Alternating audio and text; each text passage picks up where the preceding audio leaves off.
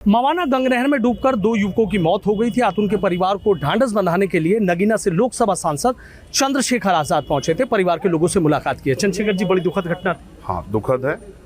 जिन्होंने पाल पोस के बड़े किए हैं वो इस दर्द को समझते हैं कि उनका अचानक यूँ जला जाना कितना तकलीफ देह है। दोनों की उम्र 23-25 के बीच में थी। एक की शादी को 5 महीने हुए हैं और एक की शादी तय हुई थी। माँ बाप को खुशियाँ देखनी थी, लेकिन खुशियों के बदले गम उनके हिस्से में आया। मैं कुदरत से प्रार्थना करता हूँ कि उनके इस पूरे परिवार को दुख सहने की शक्ति मिले और उनको भी जो है कुदरत अपने चरणों में स्थान दे, ऐसी जो है मैं प्रार्थना करता हूँ। मैं उन परिवारों से मिला हूँ, उनकी माँओं के हालात देखें, उनके घरों के हालात देखें। और जब हम यहाँ मेरठ में खड़े हैं, ये मेरठ का बिल्कुल मिडिल है। जिस बस्ती में मैं खड़ा हूँ, आप समझो कि अमीरों के जानवर भी, उनके कुत्ता बिल्ली पशु पक्षी भी इससे अच्छी जगहों पर रहते हों। ऐसा लग ही नहीं रहा है कि यहाँ इंसान रहते हैं। इस तरह के हालात में यहाँ लोगों को रहने के लिए मजबूर किया गया है।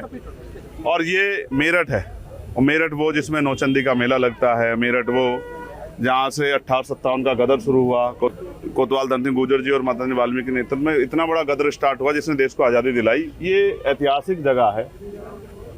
सबसे बड़ी सड़क जो है, रास्ता, वो 3 फीट का है चौड़ाई उसकी। मैं पूछना चाहता हूँ, क्या यहाँ इंसान नहीं रहते? क्या उनको सुख सुविधाओं का हक अधिकार नहीं है? क्या इसके हालात नहीं बदलने चाहिए? क्या इनको लिए आगे बढ़ने के लिए अवसर नहीं पैदा होने चाहिए? ऐसा कुछ भी नहीं दिखाई दे रहा है। तो मुझे इस बात की तकलीफ भी है कि मेरठ जो है विकास से बहुत दूर है और सरकार जो है डबल इंजन की, वो सिर्फ हवाई नारा लगाती है, हवाई बातें करती है। जमीन पे विकास की कोई सच्चाई नहीं। दावे तो बहुत बड़े कितनी है। अभी कोरोना का समय आ रहा है, अभी इस कोरोना पे चर्चा चल रही है, उसकी संख्या बढ़ रही है। अगर सोचो इस तरह के हालात बन गई, इनका क्या होगा? तमाम गंदगी है, तमाम नाले अट्टे पड़े हैं, कुछ भी तो नहीं है। तो ऐसा लगता है कि एक ही सोच की सरकार और एक जगह तक सीमित उसने खुद को किया है। गरीबों से उनका कोई बहुत लेना देना नहीं है, ऐसा लगता है। इस बात को उठाएंगे, रखेंगे? उठाएंगे। जो आंखों के सामने आएगा उसको कैसे छिपाएंगे, आप बताओ। ना तो ये किरदार ऐसा है, ना ये काम इसलिए कर रहे हैं कि छिपाने के लिए। तो जो भी सामने आएगा, जहां भी गलत होगा, जिसके साथ भी गलत होगा, जैसे अलीगढ़ में हुआ, उसको जनता के सामने लाना और सरकार को मजबूर करना कि उस पर कार्रवाई करे, गलत कार्रवाई रोके, लोगों को न्याय दिलाए। ये कर्तव्य हमारा, इसलिए काम कर रहे हैं, करेंगे। जितनी हिम्मत है, जब तक खून का आखिरी कतरा है, करेंगे। गरीबों के लिए लड़ेंगे, उनकी आवाज बनेंगे। लेकर जो अलीगढ़ की घटना है, किस नजरिए से देख रहे हैं? आपको नहीं पता, कल फिर उसमें बयान आया कि वो प्रतिबंधित मास्क नहीं था। आ गया बयान। अब मैं जानना चाहता हूं कि इन आतंकियों पे क्या कार्रवाई करेगी पुलिस, जिन आतंकियों ने पूरे उत्तर प्रदेश का, पूरे अलीगढ़ का माहौल खराब करने का काम किया, सिर्फ कुछ धन के चक्कर में। ये खुली छूट क्यों? उन्होंने अपने कागज दिखाए, उन्होंने ये भी बताया कहाँ से लाए हैं, इस काम को करते हैं, सब बताया। फिर भी पैसा दो, नहीं पैसा दोगे तो मार पड़ेगी और झूठे आरोप लगा के पूरे मामले को पलट दिया जाएगा। एक FIR हुई इनके खिलाफ कि ये प्रतिबंधित मास्क ले जाते। मैंने पूछा अधिकारियों से, क्यों हुई? सैंपल ले जाओ, जानकारी हासिल करो। जानकारी हासिल की तो वो पीड़ित लोग सही निकले। अब मैं प्रशासन से मांग करता हूं कि उन परिवारों को सबसे पहले तो जो पीड़ित है, जिनको चोट लगी, उनको मुआवजा दे। अगर वो 2, 4, 6 महीने खाट पर रहेंगे तो उनके बच्चों का क्या होगा? उनके घरों कैसे चलेंगे? उनके परिवारों का क्या होगा? उनके स्कूल, उनके बच्चों के भविष्य क्या होगा? वो खाएंगे क्या?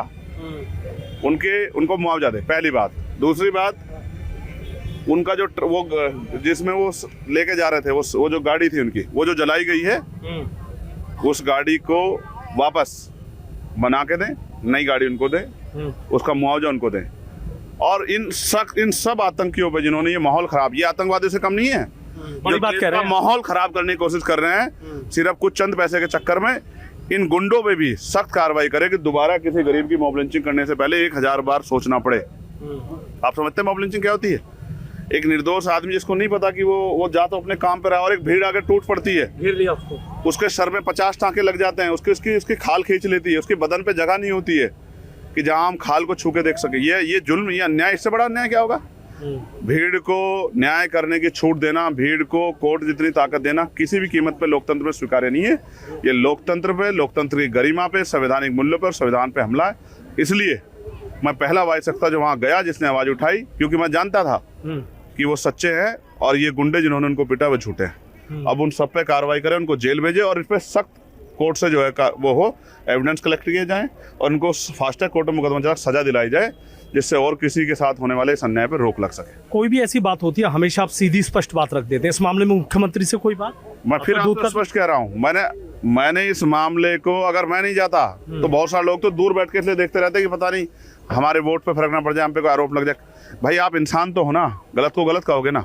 अगर इन्होंने किसी ने अपराध किया, किसी ने भी एक्स ने अपराध किया तो इसको पुलिस अरेस्ट कर ले, कोर्ट सजा दे। आम जनता को इतनी ताकत देना कि वो किसी को मार दे, अब वापस ला सकते हो क्या? मैं आपको पूछ रहा हूँ सुनील भाई, जो मर गया है उसको मैं और आप मिलकर वापस ला सकते हैं क्या? तो उसके जीवन से जुड़े जो लोग हैं उनकी भावनाओं का क्या, उनके हक अधिकारों क्या? तो ये जो अन्याय है, उनकी जान जा सकती है। 4 लोग एक आईसीयू में इलाज नहीं ले रहे थे, लड़ के मुझे बताना कहना पड़ा, तब जाके इलाज शुरू हुआ। मैं चाहता हूँ वो ठीक हो जाए और अपने साथ जो अन्याय हुआ उसको कोर्ट में चिल्ला के रखे और उनको सजा मिले, और जिससे दोबारा किसी के साथ ऐसा अन्याय ना हो। चंद्रशेखर आजाद गए और उसके बाद देखने तमाम राजनीतिक दलों के लोग जा रहे हैं, पहले कहाँ थे ये लोग? स्वागत, अब भी चले जाएं तो भी बहुत है यार। हमारा काम है, हम इंसान हैं, ना जाति ना धर्म। जिसके साथ अन्याय होगा उसके साथ खड़े हैं, उसको न्याय दिलाने के लिए संकल्प के साथ खड़े हैं। हर गरीब के भाई हैं, हर गरीब के बेटे हैं, हर गरीब के परिवार के व्यक्ति हैं, ना जाति ना धर्म, सबके साथ खड़े हैं। सबको अच्छी शिक्षा मिले, अच्छी चिकित्सा मिले, सबको रोजगार मिले और किसी के साथ अन्याय ना हो, कानून व्यवस्था अच्छी हो, इसके लिए संकल्पित है। अभी ताकत में नहीं है तो अभी इनसे करवाएंगे, लड़ के आंदोलन करेंगे, आवाज उठाएंगे, संघर्ष करेंगे। जब ताकत में होंगे तो करके दिखाएंगे। अब सरकार ये कह रही है कि जो पिछड़े इलाके वहाँ के विकास की गति देखेगी, तमाम नोडल अफसर तैनात कर दिए गए हैं, क्या मानते हैं? बहुत देर कर दी, मेहरबान आते आते। केंद्र में 11 साल और राज्य में जो है 8 साल। अब पता लगा आपको पिछड़ा क्षेत्र भी है उत्तर प्रदेश में। आप तो कहते थे कि 6 महीने में सब ठीक कर देंगे, आप तो कह रहे थे हमने विकास के झंडे गाड़ दिए। कहाँ हैं वो झंडे जो अब आपको नियुक्त करने पड़ रहे हैं? इस बस्ती में आके देखो ना, आपको पता लग जाएगा विकास क्या है। 3 फीट का रास्ता है सबसे बड़ा। इस गंदगी से मुख्यमंत्री जी निकल के देखें, विधायक जी निकल के, पता लग जाएगा। हम तो जमीन के आदमी हैं, हमें तो ये पसीना नहीं खाता, हमें तो गर्मी, हमें ये सूरज नहीं जला सकता। लेकिन आए बड़े कुर्ते वाले, देखें इन गरीबों के हाल। ये इंसान नहीं, ये टैक्स नहीं देते, इनका हक नहीं है इस देश में। सोचा था मेरठ की ऐसी तस्वीर देख के लगा है अच्छा, वो हमारी नजरों के सामने हमने देख ली, बदलेंगे इसको। जब हम पे मौका मिलेगा बदल के दिखाएंगे आपको। आज याद रखना मेरी बात को, जब हम पे मौका मिलेगा तो आप यही बस्ती होगी, यही मेरठ होगा, आप और हम होंगे। आप देखना, अगर ना बदली तब बताना। कोरोना जैसे बढ़ रहा है, आपको लग रहा है सरकार की तैयारी? कोई तैयारी है आप बता दो। कोई नया मेडिकल कॉलेज, कोई नया ऑक्सीजन प्लांट, कहीं और कुछ इसके अलावा? प्रसव पीड़ाएं तो जो है जिन बच्चियों को, बहनों को हो रही है, वो खुले में कर रही है। डिलीवरियां तो खुले में हो जा रही है। अभी हुई 3 दिन पहले उत्तर प्रदेश में, एक अस्पताल के बाद डॉक्टर भी नहीं था। है कोई तैयारी सरकार एक ही तैयारी है कि धार्मिक एजेंडा कैसे लागू हो, किस तरह हिंदू मुसलमान हो, किस तरह लोग बटे, राजनीति आगे बढ़े, यही तैयारी है उनकी। रोजगार देने की तैयारी बताओ, नौजवान खड़े हैं, कहाँ है तैयारी? अस्पताल नहीं बना रहे हैं, कॉलेज नहीं बना रहे हैं, बिजली के दाम बढ़ा रहे हैं। लूट लो, इनकी खाल खींच लो, उसको खाल को खींच के चौराहे पे बेच दो, तुम्हारा पेट भर जाए। सरकार के लोगों, गरीबों का इसको लूट के तुम्हारा पेट भर जाए, बहुत है। आखिरी सवाल मेरा, आपने ताकत की बात करी कि ताकत में आऊँगा, यहाँ की तस्वीर बदलूंगा, और चुनाव एक कहीं ना कहीं ताकत देने का काम करते हैं। त्रिस्तरीय पंचायत चुनाव आ रहे हैं, उसके बाद विधानसभा चुनाव भी आ रहे हैं। चंद्रशेखर आजाद की क्या तैयारी है, पार्टी की क्या? ये देंगे ताकत। ये जो लोग खड़े हैं ना, इनके चेहरे देखो, जिनको आज़ादी के 75 साल बाद तक कुछ नहीं मिला, ये देंगे ताकत सब लोग। ये अपने जैसे इस भाई का हाथ पकड़ के ताकत देंगे, और जितनी ताकत देंगे इनको दुगनी ताकत मिलेगी। आप समझे मेरी बात को? लोकतंत्र समझते हैं? अगर मेरे पास ताकत तो हर उस व्यक्ति के पास ताकत है जो गरीब है, कमजोर है, जिसके साथ जुल्म होता है, तभी तो ताकत है। ताकत का मतलब थोड़ा किसी गरीब पे जुल्म करो, ताकत का मतलब तो गरीबों की जिंदगी बदलो। इन टूटी हुई गलियों में रोशनी आएगी जिस दिन आजाद समाज पार्टी ताकत में आएगी। मेरी बात को आप याद रखना, इन घरों तक रोशनी पहुंचेगी। ठीक है, बहुत बहुत शुक्रिया। तो देखिए, सांसद चंद्रशेखर आजाद हैं, बेबाक बोले हैं, सरकार पर पूरी तरीके से हमलावर नजर आ रहे हैं। और यहाँ जिस भूसा मंडी में वो पीड़ित परिवार से मिलने आए थे, इस गली की और इलाके की हालत देखकर बेहद तल्ख तेवरों में नजर आए हैं कि विकास करने वाले और सफ़ेद कुर्ते पहनने वाले बड़े नेता ज़रा इन गलियों का भी हाल देख रहे हैं और कह रहे हैं कि जब ताकत में आएंगे तो जगह भी यही होगी, लेकिन यहाँ विकास की गंगा भी बहेगी। वीडियो जर्नलिस्ट समीर राणा के साथ Sanuj Sharma, ABP news, Meerut. For exclusive and insightful videos, subscribe to our new channel ABP Live Premium.